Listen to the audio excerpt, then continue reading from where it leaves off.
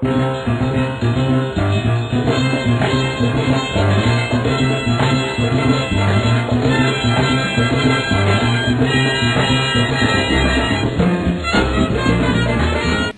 we're going to be looking at the spend across all the various platforms and mediums. This is basically the rise in and the increase in ad spend. We can see from 2007 to 2011, and we can see from obviously 2009 onwards there was a dramatic decrease because of the recession, but it's slowly increasing again. If we look then on the bottom left, we see TV ads, TV, radio, magazines, newspapers, and how their spend is increased. Unfortunately, magazines, it's actually not a good site. Internet, on the other hand, is increasing by 11%. I think TV, radio, internet, out of home, they're looking very positive for 2011. On that note, from a digital perspective, PricewaterhouseCoopers predicts that entertainment and media spend in South Africa will grow by around 9 to 10% each year, but then hopefully internet being the only segment to average double digits annual growth, which will lead to approximately 37.7 billion in 2015, which accounts for 27% of media spend. This is a very interesting survey that DMMA had. They surveyed the top 100 advertisers in South Africa, and basically it's their current spend, and where they position themselves in the digital space. So currently 90% of these advertisers are on websites, 73% are doing email marketing, and then if you look further down the line, we're looking at social media, Facebook, Twitter, YouTube and LinkedIn, and then their projected figures for the future is that more and more are coming on board for social media. What was very interesting to point out was that SEO being very low amongst the advertisers and marketers and their spend.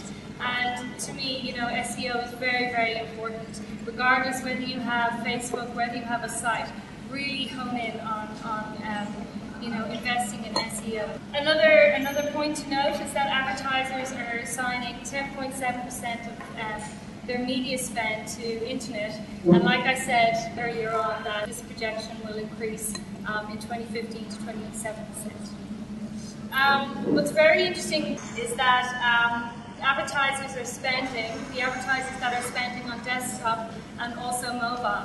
So 50% of the advertisers interviewed are currently using search, 69% are currently using display, and 51% are currently using social media.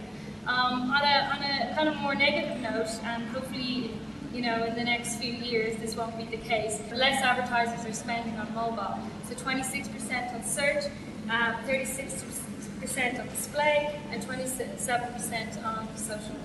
This was a survey done by DMMA with the perception of digital media against traditional media.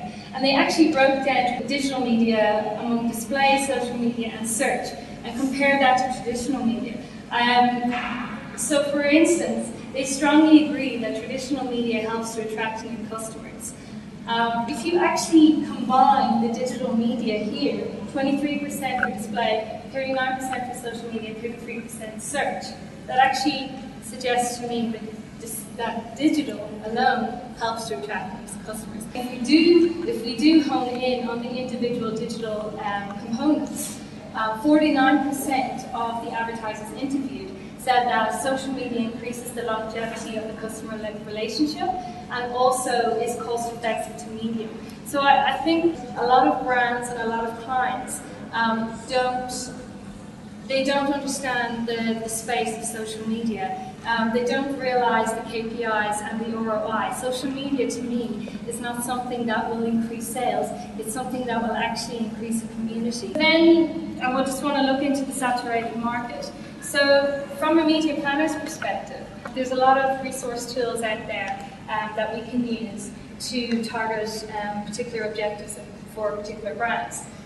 So the top sites in the DMMA. So if I'm a generic brand, it's, let's say, for insurance, for example.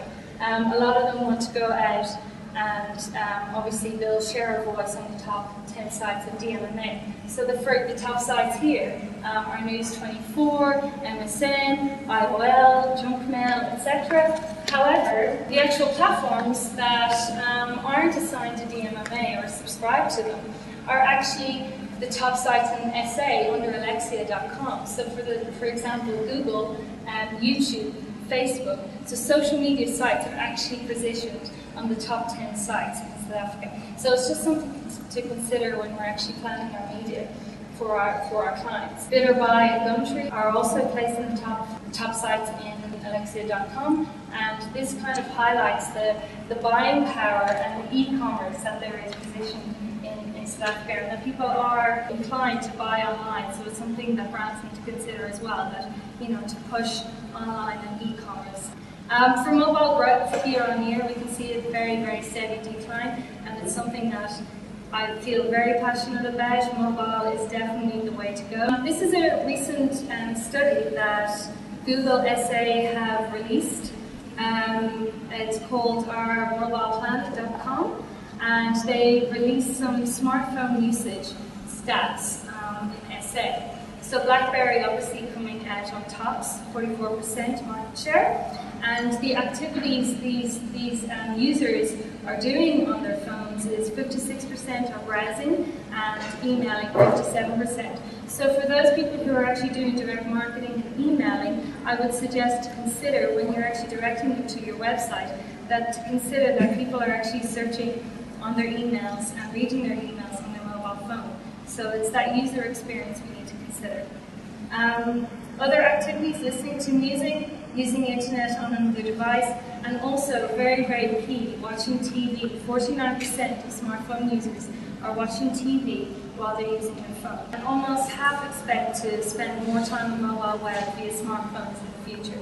So again, that trend is just constantly growing. Search, Google being obviously the most utilized search engine. 61% of smartphone users use Google on their mobile, 80% fixed. So I don't actually see an increase in desktop Google search. I predict that this will actually decrease, especially with the growth of mobile. 92% mention further actions after looking up specific information, with 36% making a purchase. So very key to mention that when you are doing Google campaigns, that you are bidding on exact keywords, and that people have an intent to search for your brand. Social media on mobile, 63% of smartphone users access social networks via their smartphones every day. The most visited site is Facebook. So again, social media doesn't have to sit on desktops, it can sit on mobile.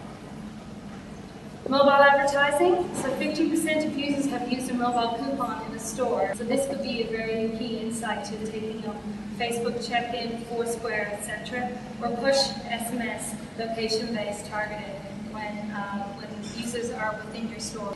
70% have taken action after seeing a mobile ad. This highlights that people are engaging, are interacting, and are seeing your ads out there. Okay, so what works? So I'm just going to highlight and showcase Tesco in North Korea are the second most popular grocery store in North Korea, and they wanted to become #1. They brought the store basically to the audience at a bus station or a train station. So it was outdoor advertising whereby the user could actually purchase their products through their mobile phone. It was delivered to them the next day. Their online sales grew by 170%, which is huge. So again, that shows the importance of mobile location-based targeting and also leveraging of outdoor media. So the shift to contextual planning. The reason why we have chosen this shift to contextual planning just away from traditional media planning is that there is so much clutter out there, and we want to be more relevant to our target audience. How do we target them among this clutter? So our solution is that we need to be more relevant to our audience. So for example, an insurance company that I recently worked on, they wanted to be perceived as a certain personality, and we actually made the advertising very contextual to what was happening to everybody's everyday life. So the Rugby World Cup was happening. So this persona for the insurance company had a t-shirt, and it was a Springbok t-shirt. And if you like Springbok t-shirt, you like the insurance company. So it's being relevant to the audience so that they actually opt in to liking you rather than being bribed. External forces that affect communication. For example, if you're targeting very low-end target market, they don't have airtime, but you want them to SMS you back, you want to drive them to your website, maybe subsidize. Listenomics is something, it's a new lingo I've recently taken up. And when you're actually dealing with your client and you're coming up with a media strategy, a media plan, or a digital strategy, interview your client, ask them what they want. Ask them, do they consider your direction the right direction to go? Also your customer, do your customers want, or do the end user want a social media platform to talk to? Do they want to be targeted every day via SMS or mailers? So it's finding these key trends and finding insights to the customers and what they want will ultimately help with your campaigns. User experience, so for example, that user experience that we just saw for Tesco was obviously a great experience for North Korea and that target market. So try and consider good user experience to close that loop, and then ultimately they will opt in and engage with your campaigns. At the end of the day, we can't forget that ROI, KPIs are very important. So measurement is a huge factor when you're planning your campaigns. So what's the next best thing? Okay, so on TNS survey, they suggest that currently that internet banking is very popular, along with user-generated content, and that people are searching online for videos. How will this actually grow in the future? Internet banking will grow by 26%. What's very interesting to note here is the time shift TV. So this will grow by approximately 25%. And finally, just in terms of the next big thing. So I don't know if any of you have seen this clip. Take this lollipop. It very much scared me. It's basically, I got this link, and you opt in using your Facebook Connect. And this is basically what happens. Is that you get this user experience.